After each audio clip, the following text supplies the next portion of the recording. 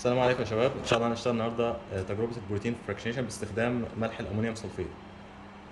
التجربه معتمده على السولتنج اوت، يعني بنستخدم ملح الامونيوم سلفيت. الملح هيتأين، هينزع لي او هيسحب مياه التميؤ الخاصه بالبروتين، فالبروتين يونتس هتاجريجيت مع بعضها وتترسب. دلوقتي هنشتغل الخطوات العملي. هنستخدم 4 تركيزات من الامونيوم سلفيت، هنرسب عند 20% و40% و60 و80%.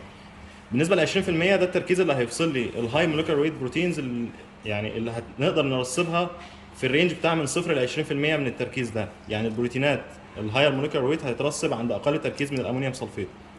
البروتينات الاقل في المولكيولر ويت هنقدر نرسبها في الرينج، هتترسب لي مع الهاي مولكيولر ويت والبروتينات اللي هي ما بين ال 20 وال 40 كمان. يعني من 0 ل 40% هيرسب لي كل البروتينات في الرينج ده. نفس الوضع مع ال 60%، هيرسب لي من 0 ل 60%، شامله معاها ال 20 ولا 40%. ونفس الوضع مع ال 80. البروتين اللي هنعمله فراكشنيشن البيض، معانا البيض هنعمله فراكشنيشن، وده الامونيوم سلفيت 100%.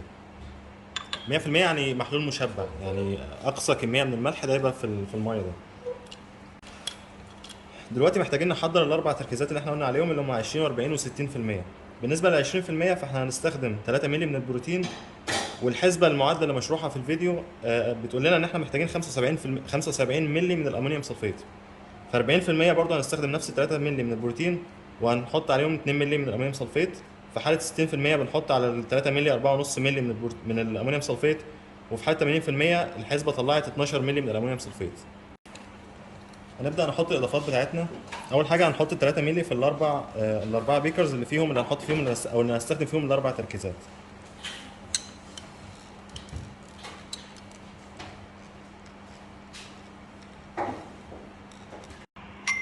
عن تركيز 40% حطينا 2 مللي من الامونيوم سلفيت. عن تركيز 60% هناخد 4.5 مللي من الامونيوم سلفيت.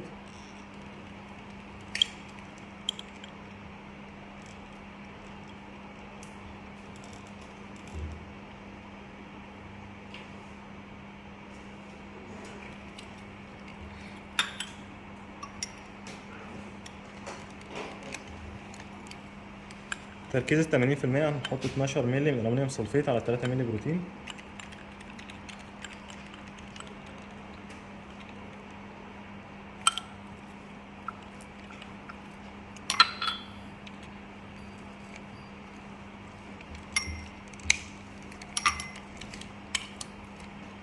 نحط 10 مللي، بعد كده نسحب 2 مللي.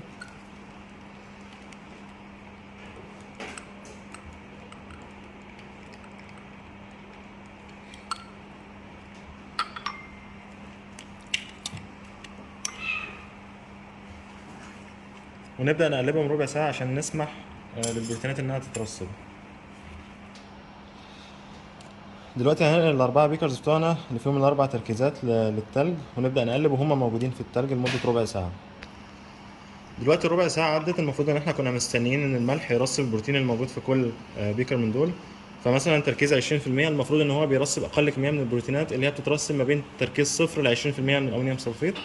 فواضح ان يعني في تربيديتي بسيطة بس في البيكر. تركيز 40% المفروض ان هو يرسب كمية اعلى من البروتينات، اللي بتترسب ما بين 0 ل 40% من تركيز الامونيوم سلفيت.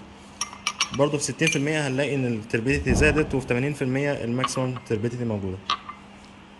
الخطوة اللي بعد كده هننقل الميكس في كل بيكر لفالكوم تيوب، وبعد كده ندخلها جهاز السنترة بتاع ده ل 20% في الفالكوم تيوب بتاعته.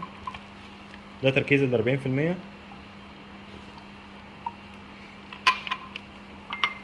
60%.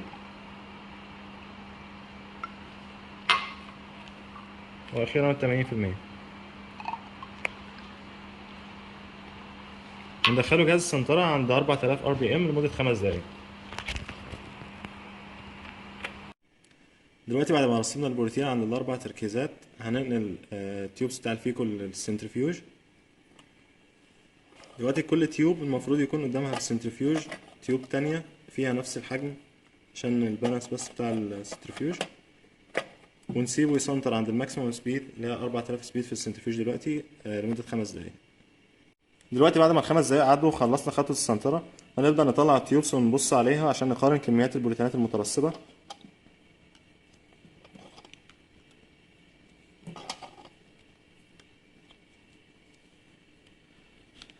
دلوقتي في ال 20% مثلا هلاقي ان كميه الراسب صغيره جدا مقارنه بالاعلى منه. مثلا ال 40% برضه مقارنه بال 60%، كميه الراسب اصغر، وال 80% اكبر كميه راسب فيهم.